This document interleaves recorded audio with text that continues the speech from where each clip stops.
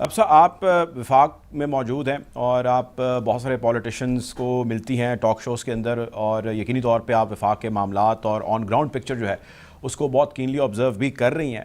میں آپ سے جاننا یہ چاہتا ہوں کہ جو بھی صورتحال رہی اس سارے دھرنے میں، جو لانگ مارچ تھا، اس میں ایک چیز بڑی ایویڈنٹ ہوتی جا رہی ہے کہ پاکستان تحریک انصاف کو مسئلہ یہ تھا کہ اس کے ساتھ لوگ نہیں نکل سکے، اور 6 دن کے الٹیمیٹم کے بعد سپریم کورٹ کے پیچھے چھپ جانا جو ہے یہ ایک کوشن ہے یا ایک یہ ریزن ہے جو پاکستان تحریک انصاف نے ڈھونڈا ہے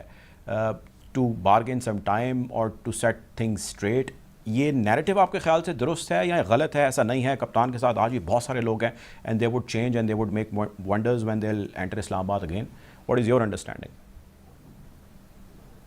تھینک یو مرتضیٰ، ایک تو آپ نے مجھے انوائٹ کیا اس کے لیے بہت شکریہ۔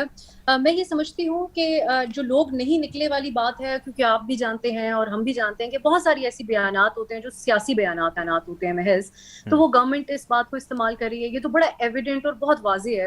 کہ پی ٹی آئی کو نکلنے نہیں دیا گیا اس دن، اور رانا ثناء اللہ صاحب کا تھوڑی دیر پہلے آپ نے ٹویٹ دیکھا ہوگا، انہوں نے کہا میں آئی ایم وارننگ دیم، کہ میں ان کو وارن کر رہا ہوں کہ اگر وہ نکلیں گے تو ان کو روکا جائے گا۔ تو گورنمنٹ نے تو یہ ڈیسائیڈ کر لیا ہے ابھی بھی، اور اس وقت بھی کیا ہوا تھا، تو اس لیے ہر ممکن طریقے سے راستے روکے گئے۔ پھر پی ٹی آئی میں اکثر یہ بات بھی کہتی ہوں کہ ان کے جو سپورٹرز ہیں وہ بہت ساری فیملیز ہوتی ہے، تو عام طور پہ ہم سب یہ جانتے ہیں کہ اگر باہر شیلنگ ہو رہی ہو تو نو میٹر آپ کا کتنا ہی دیرینہ لیڈر ہو یا کیسی ہی پارٹی ہو جس کے لیے آپ نکلنا چاہتے ہو، یا کتنی ہی انقلابی مائنڈ سیٹ ہو اس وقت آپ کا، تو وہ پھر سوشل میڈیا کی حد تک ہی رہ جاتا ہے۔ فیملیز کو، بچوں کو لوگ عام طور پہ نہیں چاہتے کہ اس طرح کی سچویشن میں باہر نکلیں، تو وہ ایک ریزن تھا۔ وہ جب گورنمنٹ کہتی ہے کہ کوئی حسین خان صاحب کے لیے نکلا نہیں، تو وہ کوئی بالکل درست بات نہیں ہے، فیکچولی کریکٹ نہیں ہے۔ دوسری طرف اب بات یہ ہے کہ خان صاحب نے جو خود بیان دیا کل اپنے ایک انٹرویو میں، انہوں نے کہا کہ ان کو یہ بات پتہ تھی کہ ان کے کچھ لوگ مسلح ہیں، اور اس کے علاوہ وزیر اعلیٰ کے پی کا یہ بات کہہ دینا اس نے بہت زیادہ تقویت دی ہے۔ اگر وہ یہ بات سیریس نہیں کہہ رہے تھے، ایک بیان بازی کے طور پہ ہی کہہ رہے تھے، کیونکہ نظر یہ آتا ہے کہ خان صاحب کو بھی ایک جواز چاہیے تھا کہ اس دن وہ ڈی چوک گئے بغیر واپس کیوں چلے گئے، جب انہوں نے اپنے عوام کو یہ ترغیب دی تھی، کارکنان کو، کہ وہ ہر صورت میں شیلنگ کے وجہ سے بھی بالکل پہنچ جائیں، بے شک گورنمنٹ بنا بھی کر رہی ہے، عدالت نے احکام بھی ایج 9 تک دیا، پھر بھی چلے جائیں۔ تو عمران خان اس کے اوپر ایک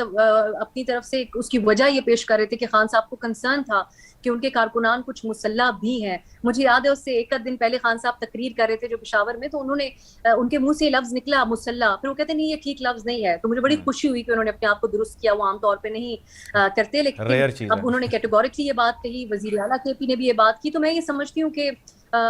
جو یہ بات گورنمنٹ کی طرف سے کہنا، لیکن اب آگے بھی ہمیں بہت کچھ دیکھنا ہوگا، کیونکہ اس وقت عمران خان صاحب نے اور ان کی جماعت کے لوگوں نے، ہم جیسے جو لوگ بھی کہہ رہے تھے کہ right to assembly and protest ہے ان کے پاس، اس کو بہت زیادہ شک میں ڈال دیا ہے۔ گورنمنٹ آج اور اس وقت یہ بات کر رہی ہے کہ اگر پھر ہم خان صاحب کو ان بیانات کے باوجود